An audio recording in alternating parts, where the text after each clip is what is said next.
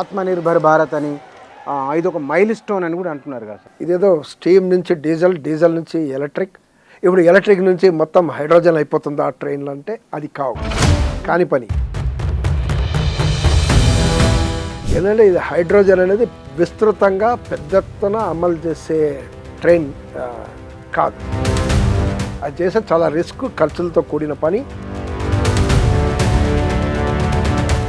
ఎలక్ట్రిసిటీతో compare చేస్తే hydrogen train అనేది చాలా ఎక్స్పెన్సివ్. అవునా? 3 రేట్లు.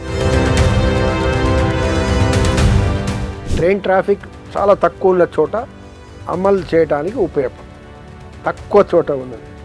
కాబట్టి ఈ హైప్ ఏదైతే ఉందో ఇది హైప్ అనేది కనపడుతుంది. హైపా? ఇది హైప్. హైప్ ఎందుకంటే ఇది మొత్తం దేశవ్యాప్తంగా ఇదేదో కొత్త మైల్ రాయి అంటే. మరి దీనికి ఎందుకు ఇంత ప్రాధాన్యత ఇస్తున్నట్లు, దీనిపైన ఎందుకు ఇంత చర్చ జరుగుతున్నది? జర్మనీలో 19 రైళ్లను విత్డ్రా చేశారు. ఇన్ని రకాలు ఉన్న తర్వాత దానికి ఎందుకు అంత ప్రయారిటీ వస్తున్నది? సో హైడ్రోజన్ ఏదైతే ఉందో, హైడ్రోజన్ ఈస్ ఇన్ఫ్లేమబుల్ గ్యాస్. చాలా డేంజరస్, అంటే సేఫ్టీగా ఉండాలి, చాలా సేఫ్టీ పాటించాలి. మరి ఇండియన్ రైల్వేస్ ట్రాక్ రికార్డ్ సేఫ్టీలో మనకు తెలుసు.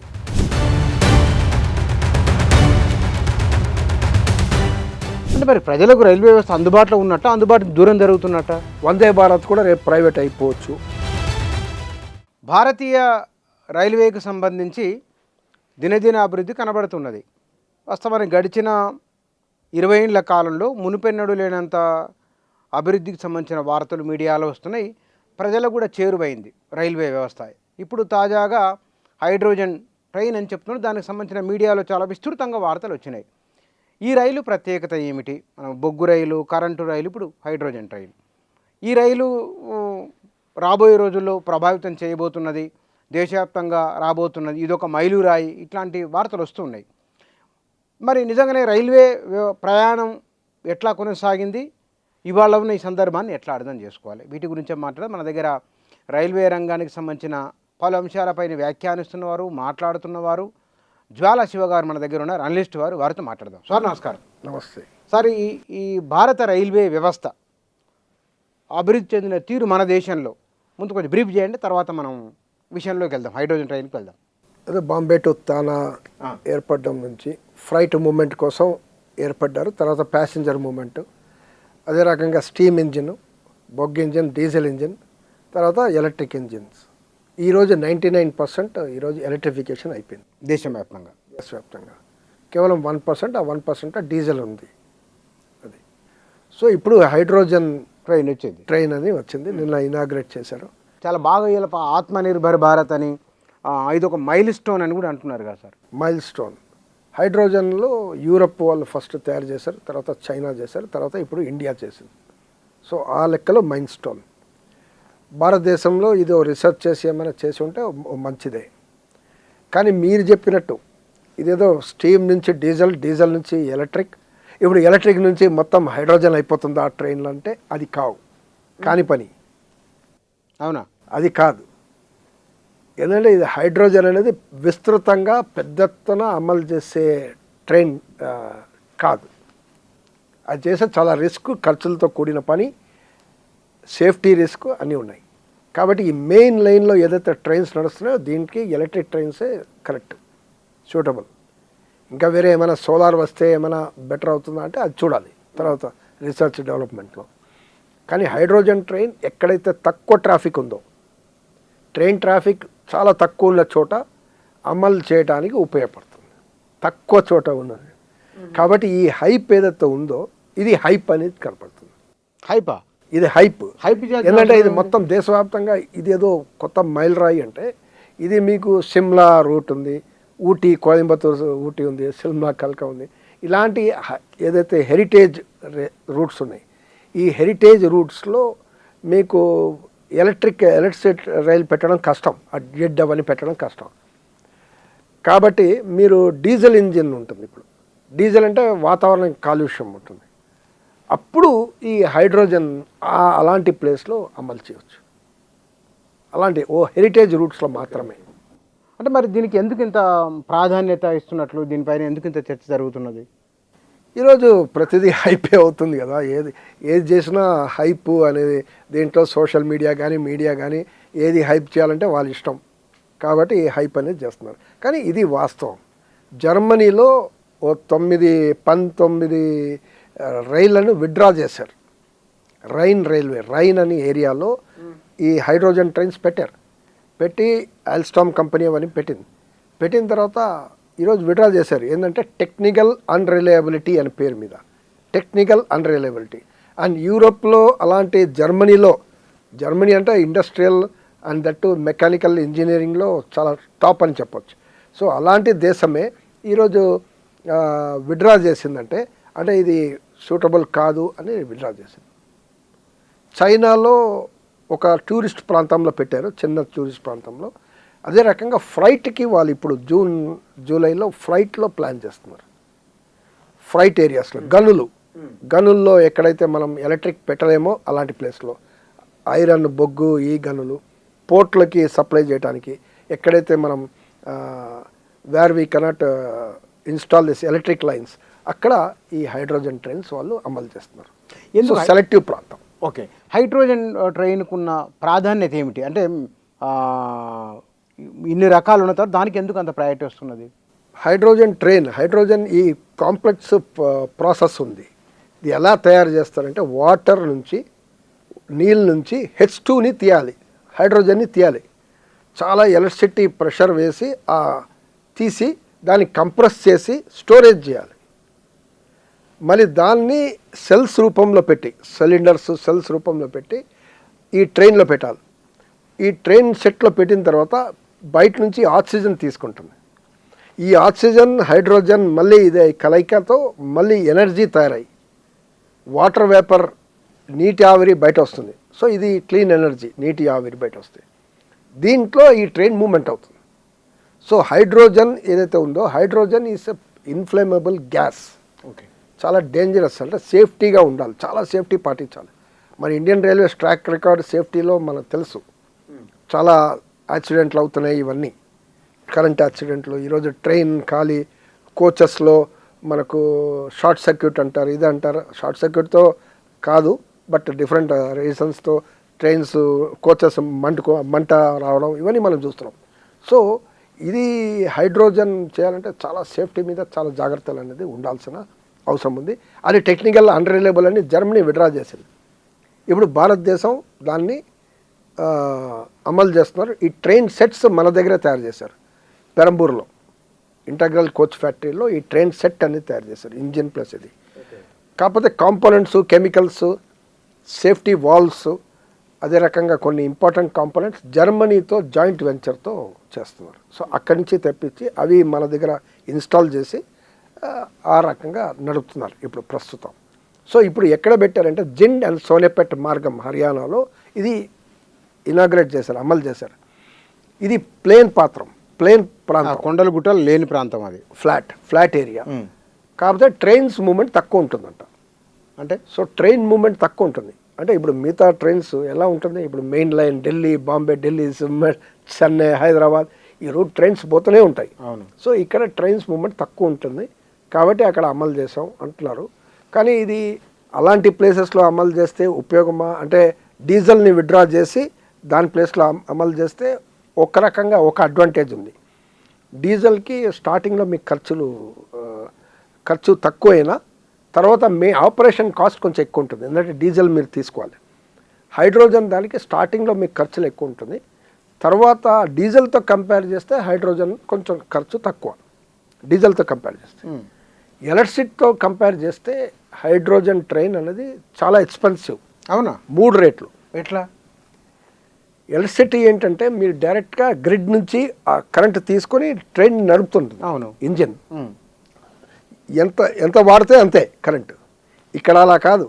మీరు ఈ హైడ్రోజన్ ఎలక్ట్రాలిసిస్ కెమికల్, దీంట్లో వాటర్ నుంచి హైడ్రోజన్ తీయాలి. సో హైడ్రోజన్ తీసేదానికి ఎలక్ట్రిసిటీ బాగా ఖర్చు అవుతుంది. తర్వాత కంప్రెస్ చేయడానికి ఎలక్ట్రిసిటీ స్టోరేజ్ చేసి మళ్ళీ అక్కడ రిలీజ్ అవుతుంది, మళ్ళీ అక్కడ ఎలక్ట్రిసిటీ రిలీజ్ అవుతుంది, అది కూడా వేస్ట్ అవుతుంది, అంటే దేనికి పనికిరావు. సో 3 times కాస్ట్ ఎక్కువ అవుతుంది అనేది ఎక్స్పర్ట్స్ టెక్నికల్ వాళ్ళు చెప్తున్నారు. టెక్నికల్ మరి ఈ ప్రతిపాదన ఎందుకు ఇప్పుడు ఖర్చు ఎక్కువ అవుతున్నది అన్నప్పుడు ఎందుకు తీసుకొచ్చినట్టు దీన్ని మరి? ఇది ఇలాంటి ప్రాంతాల్లో ఉపయోగపడవచ్చు. ఎక్కడైతే తక్కువ ట్రైన్స్ వాడుతున్నారో అలాంటి తక్కువ ట్రైన్ మూమెంట్ ఉంది, ఒకటో రెండో ఉంటుంది, రోజుకి 4 ఉంటుంది, అక్కడ హైడ్రోజన్ వాడితే మీకు పర్వాలేదు, యూస్ఫుల్. ఎక్కువ ట్రైన్ మూమెంట్ వాడితే హైడ్రోజన్ మీకు కాస్ట్లీ అయిపోతుంది. ఎందుకంటే మీకు ఎలక్ట్రిక్ ట్రైన్స్ అనుకోండి, ఒక రూట్లో 100 ట్రైన్లో 200 ట్రైన్లు వెళ్తుంటాయి వస్తుంటాయి. సో ఆ ఇన్స్టాలేషన్ మీకు కాస్ట్లీయే, పర్ కిలోమీటర్ మీకు ఇన్స్టాలేషన్ కాస్ట్లీయే ఒకసారి. కానీ ఒక్కసారి ఇన్స్టాల్ అయిన తర్వాత 30-40 సంవత్సరాలు తక్కువ మెయింటెనెన్స్తో మీకు అది చాలా మీకు ప్రొడక్టివిటీ ఉంటుంది, ఎఫిషియన్సీ ఎక్కువ ఉంటుంది, స్పీడ్ కూడా ఎక్కువ ఉంటుంది. ఇది అలా కాదు, మీరు తక్కువ స్పీడ్తో నడపాలి. ఎక్కువ టన్ను పెట్టారనుకోండి, ఎక్కువ వెయిట్ పెట్టారనుకోండి హైడ్రోజన్ ట్రైన్లో, మళ్ళీ ఎక్కువ ఫ్యూయల్ అవసరం పడుతుంది. సో ఈ రకంగా ఈ హైడ్రోజన్ ట్రైన్ ఇలాంటి నార్మల్ పర్పసెస్కి మెయిన్ లైన్లో 24 కోచ్లు పెట్టుకొని నడిపే లైన్లో అసలు పనికిరాదు. అంటే ఇది చెప్పాలి, మీడియా ఏ పర్పస్కి ఉపయోగపడుతుందని చెప్పాలి. ఎవరైతే ప్రభుత్వం కానీ ఎవరు కానీ ఇది ఈ పర్పస్కి వాడతాం హైడ్రోజన్ ట్రైన్ అని చెప్తే ఉపయోగం. చెప్పకుండా ఇది హైడ్రోజన్ ట్రైన్ అనేది ఇదేదో పెద్ద మైలురాయి అని ప్రకటిస్తే మనం ఏమనుకుంటామంటే టోటల్గా ఇప్పుడు డీజిల్ ఎలక్ట్రిక్ తర్వాత నెక్స్ట్ అంతా భారతదేశ వ్యాప్తంగా హైడ్రోజన్ ట్రైన్ చదివితే మేము కూడా ఒరిజినల్గా అదే అనుకున్నాం. రీసెర్చ్ చేస్తే ఇలా తెలిసింది. మీరు ఎక్కడ ఎక్కడ దీన్ని రీసెర్చ్ మనం చాలా స్టడీ చేస్తే, ఓకే, టెక్నికల్ స్టడీ డిఫరెంట్ ఆఫీషియల్స్తో మాట్లాడితే మనకు చాలా ఇన్ఫర్మేషన్ అనేది వస్తుంది. అంటే దీన్ని ఇంత పెద్ద ఎత్తున తీసుకొని రావడానికి సాధారణంగా దీని వలన కరెంటే ఎక్కువ ఖర్చు వస్తుంది, తక్కువ దీనికన్నా పోల్చుకున్నప్పుడు అది ఇంత ఖర్చుతో కూడా ఎందుకు ఇంత ఖర్చు ఎక్కువ? ఎందుకు అంటే గ్రీన్ ఎనర్జీ అన్నారు దీన్ని. గ్రీన్ ఎనర్జీ ఎక్కడైతే ట్రైన్ నడిపేటప్పుడు హైడ్రోజన్ ఆ సెట్లో అది గ్రీన్గా వాటర్ వేపర్ వస్తుంది కాబట్టి గ్రీన్ ఎనర్జీ. కానీ ఇది హైడ్రోజన్ తయారు చేయడానికి ఎంత ఎలక్ట్రిసిటీ తయారవుతుందో 3 రేట్లు మీ ఎలక్ట్రిసిటీ ఖర్చు పెట్టాలంటే, ఎలక్ట్రిసిటీ వాటర్తో థర్మల్ కాకపోవచ్చు కదా. ఇప్పుడు మీరు అన్నట్లు ఎక్కడ లాజిక్ అంటే ఈ హైడ్రోజన్ను తయారు చేయడానికి అయ్యే ఖర్చు బహుశా థర్మల్ నుంచి వస్తే కనుక బొగ్గు కాల్చవలసి వస్తుంది, అక్కడ పొల్యూషన్ ఉంటుంది. కానీ మరి హైడ్రో నుంచి తీసుకునేమో పవర్, వాటర్ నుంచి తీసుకునే పవర్, దానికి ఎలక్ట్రిసిటీ వాడాలి. ఆ ఎలక్ట్రిసిటీ మీరు ఎక్కడి నుంచి సోర్స్ తీసుకుంటారా? అది మీరు హైడ్రో ఎలక్ట్రిక్ వాడతారా, థర్మల్ ఎలక్ట్రిసిటీ వాడతారా? మన భారతదేశంలో థర్మలే ఎక్కువ. అవును, సో థర్మల్ ఎలక్ట్రిసిటీ ఎక్కువ. సో మీకు ఎలక్ట్రిసిటీ 3 times ఎక్కువ వాడేసరికి so clean energy, green energy అని చెప్పడానికి లేదు. ఎందుకంటే దీని వెనకాల సోర్స్ ఇంపార్టెంట్. ఇప్పుడు మీ సోలార్ అనుకోండి, సోలార్లో ప్యానల్ పెట్టేస్తారు, solar panel sunrise direct వస్తుంది, ఆ రకంగా ఎనర్జీ వస్తుంది. సో ఇక్కడ మీకు కరెంటు ఇది గ్రీన్ ఎనర్జీ అని చెప్పచ్చు. రెన్యూవబుల్ సోర్సెస్ నుంచి తయారు చేస్తే అది కూడా గ్రీన్ ఎనర్జీ చెప్పచ్చు. కానీ ఇది గ్రీన్ ఎనర్జీ చెప్పడానికి అట్లా కాదు. We cannot call it as green energy because మీకు 3 రేట్లు కరెంట్ వాడుతున్నారు. దేనికి అంటే 3 రేట్లు అంటే ఎంత మోతాదు తయారు చేయడానికి 3 రేట్లు కరెంట్ అవుతుంది. ఇప్పుడు మన ఎలక్ట్రిక్ ట్రైన్స్ ఎంత కరెంట్ తీసుకుంటుందో దానికన్నా 3 times ఎక్కువ వస్తుంది. ఇప్పుడు ఎలక్ట్రిక్ ఎంత కరెంట్ ఖర్చు అవుతుంది పర్ డే? పర్ డే కాదు కానీ ఒక సమ్ కిలోమీటర్సే ఒక 10,000 అనుకుందాం, 10,000 రూపాయలు అయితే ఒక కిలోమీటర్, హాఫ్ కిలోమీటర్, కొన్ని కిలోమీటర్స్ నడపడానికి ఇది 30,000 కిలోమీటర్లు తీసుకుంటుంది, 30,000 రూపాయలు. అవునా, అంత కాస్ట్లీ? ఎందుకంటే ఈ హైడ్రోజన్ తీయాలి కదండి, వాటర్ నుంచి హైడ్రోజన్ తీయాలి. మీరు వాటర్ నుంచి హైడ్రోజన్ గ్యాస్ని తయారు చేయాలి. అంటే ఇందులో మనం ఇన్స్టాల్ అప్పుడు వచ్చిన ఖర్చు ఎక్కువ ఉంటుంది, తర్వాత తగ్గుతుంది, తర్వాత తగ్గదండి. మీరు హైడ్రోజన్ మీరు ట్రైన్ సెట్ సుమారు 80 crores అవుతుంది, 80 కోట్లు. ఇది మీకు 70 crores నిరంతరం మీరు చేస్తూ ఉండాలి కదా. మీరు ఈ ఎక్కడ పడితే రూట్లో మీకు మధ్యలో రీఫ్యూలింగ్ కోసం ఇప్పుడు మనం ఈవీ ఛార్జింగ్ అంటాం. అవును, లేకుంటే ఈ సిఎన్జి బండ్లు మళ్ళీ మధ్యలో ఛార్జింగ్ చేసుకోవాలి. అలా ఇక్కడ కూడా రూట్లో కొద్ది కిలోమీటర్స్ అయిన తర్వాత మీకు ఆ ట్యాంకులు, స్టోరేజ్ ట్యాంకులు పెట్టాలి. ఏది ఈ హైడ్రోజన్ కోసం హైడ్రోజన్ సిలిండర్స్ని మళ్ళీ పెట్టాలి, ఇన్స్టాల్ చేయాలి, అక్కడ తీసి లోపల పెట్టాలి. కాకపోతే ఒక రకంగా మెయింటెనెన్స్ ఏం లేదంటే మిగతా వేర్ అండ్ టేర్ ఉండదు. ఏమంటే డైరెక్ట్ ఆక్సిజన్ తీసుకుంటుంది, హైడ్రోజన్ తీసుకుంటుంది. సో ఆ ఇంజిన్లో పెద్ద పార్ట్ సీట్స్, పెద్ద వేర్ అండ్ టేర్ ఉండదు. అది ఒకటే పాయింట్. కానీ మీరు జర్మనీలో వీటిని టెక్నికల్ ప్రాబ్లమ్స్తో పక్కన పెట్టిన అంటున్నారు కదా, మరి ఆ విషయం మన ఇండియన్ రైల్వేకి తెలియదా? ఎందుకు ఇంత హైప్ ఇస్తున్నారు మరి? ఎందుకు తెలియదండి, ఇది ఓపెన్ నాలెడ్జ్ అండి, ఇది ఓపెన్ నాలెడ్జ్. జర్మనీలో ట్రైన్ పక్కన విడ్రా చేశారనేది ఓపెన్ నాలెడ్జ్. ఉందా, నేను నెట్లో చూసారా మీరు దాని మీద? Yeah rain railway, rain RHINE అని, అదంతా ఫారెస్ట్ ఏరియా, వాటర్ ఫాల్స్ అవన్నీ కూడా ఉంటుంది. సో ఆ ఏరియాలో అమలు చేశారు, ఇది మెయిన్ లైన్లో కాకపోయినా ఆ ఏరియాలో అమలు చేశారు. ఓకే. చైనాలో 18 ట్రైన్స్ విడ్రా చేశారు జర్మనీలో. ఇప్పుడు చైనా మేము చెప్పాను కదండి, అది నాకు వర్డ్ ప్రొనౌన్సియేషన్ రాదు, క్యూ నుంచి వస్తుంది, ఒక యూత్ ప్రాంతం ఉంటుంది అక్కడ, చిన్న టూరిస్ట్ ప్రాంతంలో అమలు చేస్తున్నారు చిన్నది. అదే రకంగా ఫ్లైట్కి వాడుతున్నారు, ఫ్లైట్కి ఎక్స్పెరిమెంట్ చేస్తున్నారు వాళ్ళు. ఓకే. అంటే ఖర్చు మరి అది కూడా ఎక్కువనే ఉంటుంది కదా రాలేకన్నా మరి? ఎక్కువ ఖర్చు అయితే అవుతుంది. మళ్ళీ అక్కడ ఎలక్ట్రిఫికేషన్ కష్టం అయిందనుకోండి, అప్పుడు ఇది వాడుతున్నారు. ఎక్కడైతే ఎలక్ట్రిఫికేషన్ సాధ్యమో అక్కడ హైడ్రోజన్ వాడడం అనేది లేదు. కానీ సార్ ఇక్కడ ఈ గడిచిన 12 సంవత్సరాల కాలంలో భారతీయ రైల్వేలు బీజేపీ ముద్ర అని అంటే కనుక బీజేపీ చొరవ లేదా వారి విధానం ఎట్లా ఉన్నది? మనం హైడ్రోజన్ ట్రైన్ వరకు మాట్లాడదాం. అంటే ఒక మాట, అంటే 10 ఏళ్లలో ఒక ప్రయోగం అయితే జరిగింది కదా. ఆ ప్రయోగం అంటే రైల్వేలో బడ్జెట్ బాగా పెంచారు. వందే భారత్ ఇవన్నీ ట్రైన్స్ వచ్చాయి. ఫేర్స్ ఎక్కువ పెంచారు, ఫేర్లు ఎక్కువ ఉంది, మామూలు ట్రైన్ కన్నా ఎక్కువ ఉంది. అవును. Middle class upper middle class వరకు ఉపయోగపడుతుంది. లోయర్ మిడిల్ క్లాస్ కూడా అఫోర్డ్ చేయలేరు ఈ వందే భారత్ ట్రైన్, ఖాళీగా పోతుంటాయి. అవునా? 20-30%, 40% మీ ట్రైన్లు ఎప్పుడైనా దొరుకుతుంది వందే భారత్లో, మీరు ఎక్కడైనా ఈజీగా దొరుకుతుంది టికెట్స్. అదే రకంగా మీకు కోవిడ్ తర్వాత ఒక 72 push-pull trains, passenger trains south central రైల్వేలో విడ్రా చేశారు. అది ఇప్పటివరకు తీసుకురాలేదు బ్యాక్. పుష్పుల్ ట్రైన్స్ అని ఉండేవి, ఇవన్నీ ఇప్పుడు లేవు. సో సాధారణమైన ప్రజలకి అందుబాటులో ఉన్న డే టు డే కూలీలు, రైతులు, ఈ వ్యవసాయం సంబంధించిన వాళ్ళు, లేదంటే ఉద్యోగులు ఎవరైతే అప్ అండ్ డౌన్ చేయాలో వీళ్ళకి ఉన్న సదుపాయాలు అనేది బంద్ అయిపోయింది. ఇప్పుడు వాళ్ళు మెయిన్ ట్రైన్లో రావాలి, మెయిన్ ట్రైన్లో రిజర్వేషన్స్ లేకుండా కష్టం, లేకపోతే బై రోడ్ రావాలి. మళ్ళీ బై రోడ్ అంటే మళ్ళీ పొల్యూటెడ్, లేదంటే సొంత వెహికల్స్, బైక్ తీసుకుని వెళ్ళాలి, షేర్ వెహికల్స్లో వెళ్ళాలి, షేర్ ఆటోలో వెళ్ళాలి, షేర్ కార్లో వెళ్ళాలి, ఇలా అనేది ఉంటుంది. అంటే మరి ప్రజలకు రైల్వే వ్యవస్థ అందుబాటులో ఉన్నట్ట, అందుబాటు దూరం జరుగుతున్నట్ట? ఇది అందరికీ తెలిసిన విషయం. సాధారణమైన ప్రజలకి అందుబాటులో ఉండాలండి రవాణా సదుపాయం. అంతే కదా, భారతదేశ రవాణా సదుపాయం ప్రజలకి ఉపయోగపడాలి, సాధారణమైన ప్రజలకి ఉపయోగపడాలి. Okay, who can pay more వాళ్ళు పే మోర్ అంటే కాదు. కొన్ని ప్రీమియం ట్రైన్స్ ఉన్నాయి ఈరోజు కూడా, అదే డైనమిక్ ప్రైసింగ్స్తో కూడా నడుస్తుంది.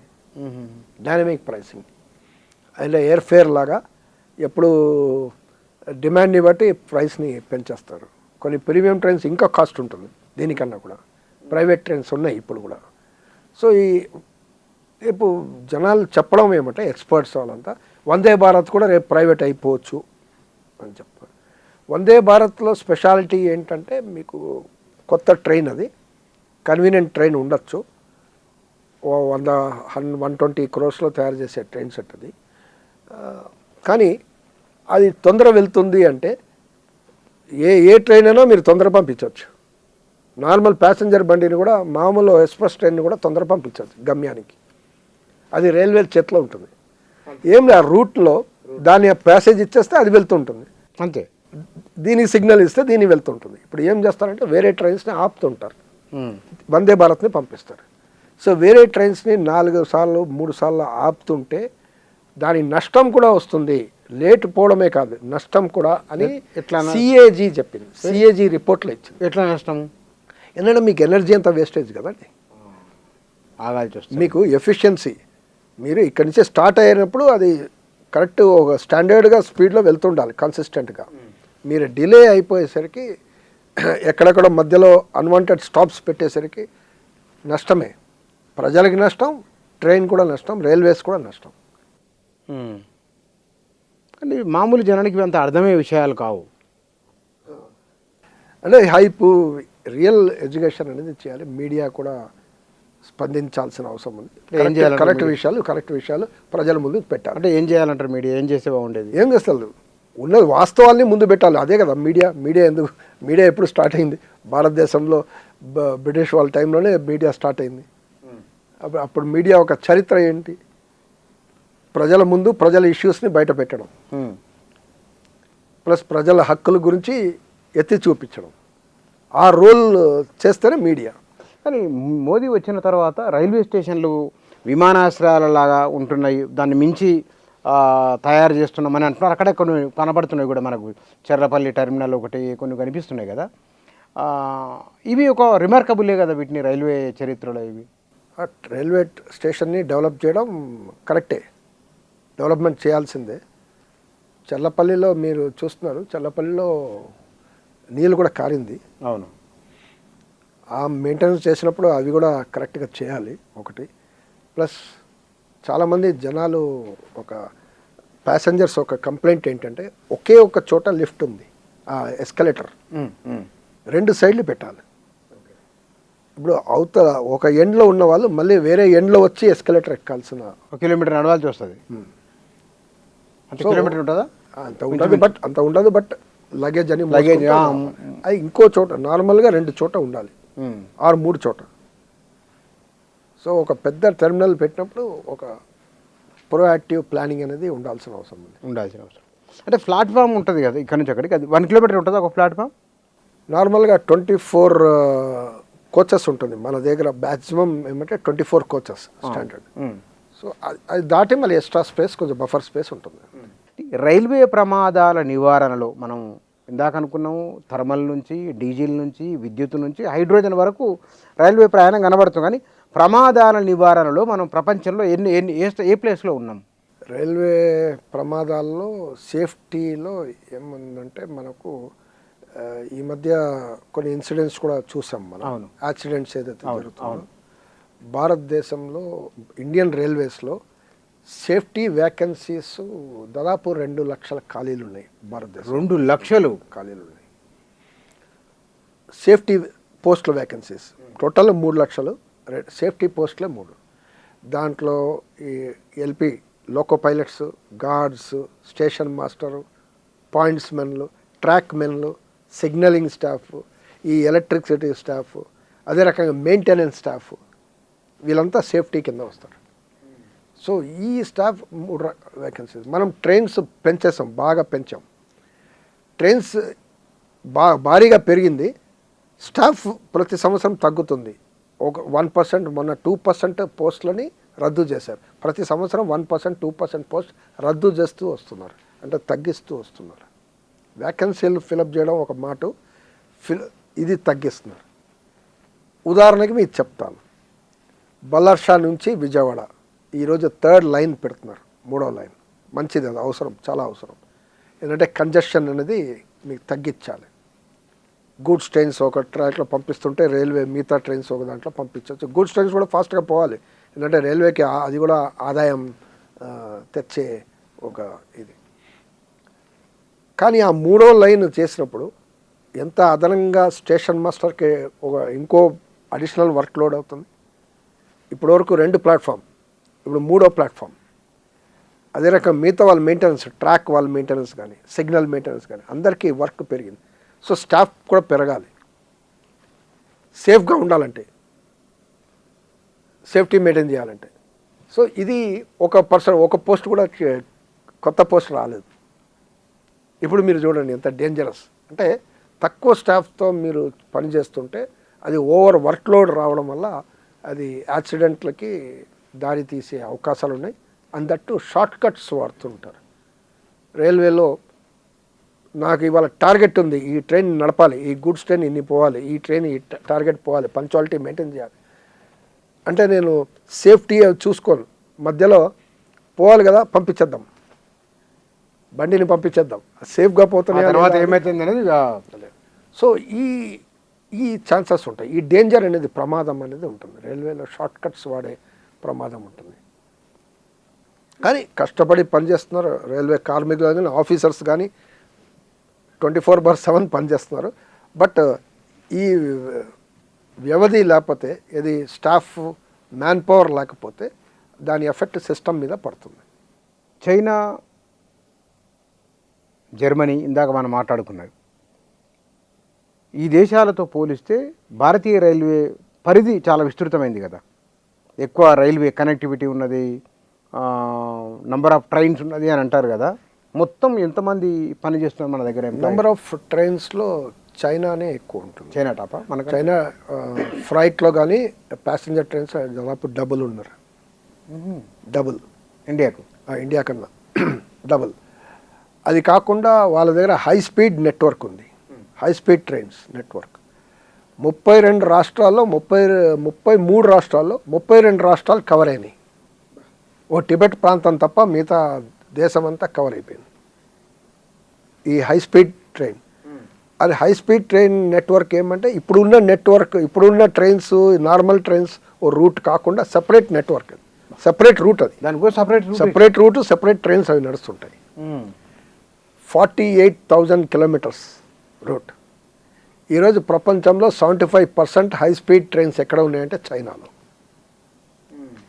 వాళ్ళు దాదాపు లాస్ట్ ఇయర్ 2025లో హై స్పీడ్ ట్రైన్ నెట్వర్క్ కోసం ఖర్చు పెట్టిన అదనంగా ఖర్చు పెట్టింది ఎంత అంటే $10 లక్షల, $10 లక్షల రూపాయలు. మన ఇండియాతో కంపేర్ చేస్తే $10 లక్షల రూపాయలు, 10 లక్షల కోట్ల, 10 లక్షల కోట్ల రూపాయలు కేవలం ఈ high speed train network additional ఖర్చు.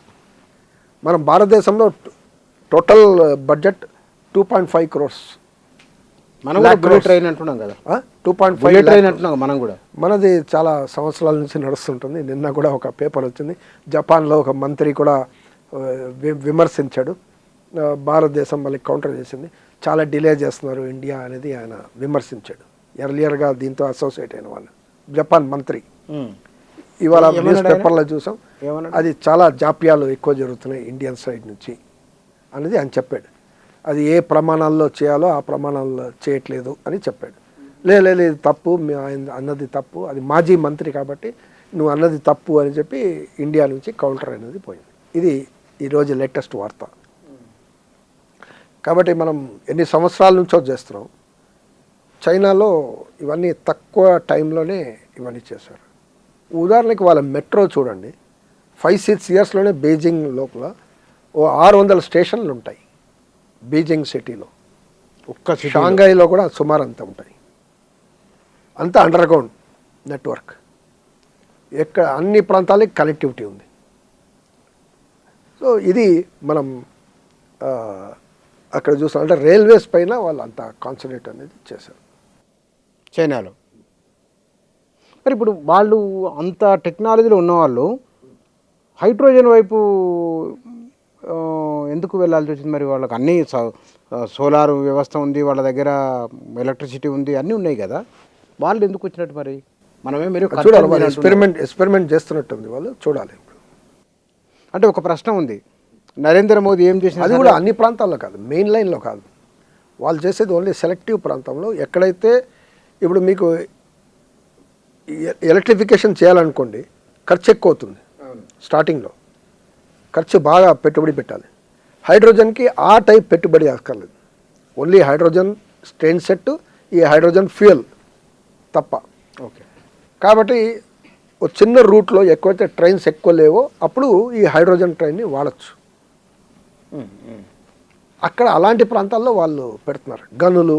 గనులు తక్కువ ఉంటుంది. ఎక్కడైతే అవకాశం లేదో, ఎలక్ట్రిఫికేషన్ ప్రాబ్లం ఉందో అక్కడ దే ఆర్ ఎక్స్పెరిమెంటింగ్. అంతే కదా, మిగతా ప్రాంతాలు అవసరం లేదు. అది సో చూడాలి వాళ్ళ ఎక్స్పెరిమెంట్ రిజల్ట్స్ కరెక్ట్ అవుతాయా లేదా, వాళ్ళు అవన్నీ కూడా మనం వేచి చూడాలి. ఇప్పుడు జర్మనీ విడ్రా చేసింది, చైనా కూడా విడ్రా చేస్తుందా లేదా అని చూడాలి మనం. మన ఆత్మనిర్భర్ భారత్ ఆత్మనిర్భర్ అన్నారు కదా, మరి మన దగ్గర మీరేం దీని క్వైట్ ఆపోజిట్లో చెప్తున్నారు. అంటే ఇండియాలో తయారు చేశారండి, మరి కాంపోనెంట్స్ కొన్ని జర్మన్ నుంచి రెగ్యులేటర్స్ ఉండాలి ఈ ఫ్యూయల్కి. అదే రకంగా సేఫ్టీ వాల్స్ ఉన్నాయి. ఇవన్నిటిని జాయింట్ వెంచర్ ఉంది, జర్మనీ కంపెనీలతో జాయింట్ వెంచర్. జర్మనీ విడ్రా చేసింది కానీ జర్మనీ కంపెనీతో మనం జాయింట్. అదే వాళ్ళు విడ్రా చేసుకున్నాక వాళ్ళు ఎట్లా ఒప్పుకుంటారు? మరి చెప్పొచ్చు కదా, బాబు మేమే వెనక్కి తీసుకున్నాం, మీరెందుకు వస్తారు ఇందులోకి అని. అంటే ఉంటుంది. ఆ కంపెనీ దగ్గర ఆ సామర్థ్యం ఉన్నట్టుంది. వాళ్ళ దేశానికి సామర్థ్యం మనకెట్లా మనకి వస్తుంది? ఇప్పుడు ఇవన్నీ మనం ఎందుకు ఉంది ఏంటి అనేది ఈ విచిత్రాలు ఉన్నాయి. దీనిపైన మళ్ళీ మళ్ళీ మనం ఇవన్నీ కొత్త కొత్త సమస్యలు నిన్న ఇనాగ్రేషన్ అయింది.